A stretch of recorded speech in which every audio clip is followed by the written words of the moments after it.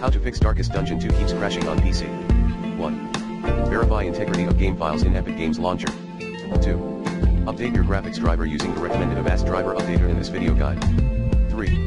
Install the latest game patch.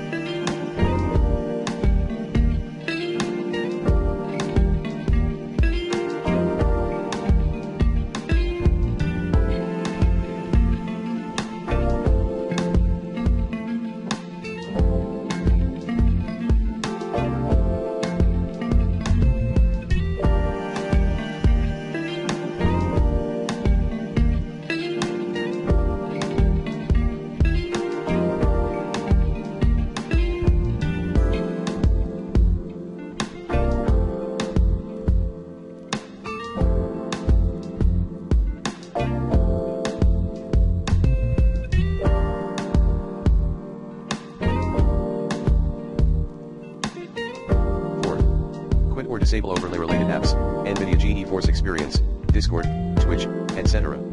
5.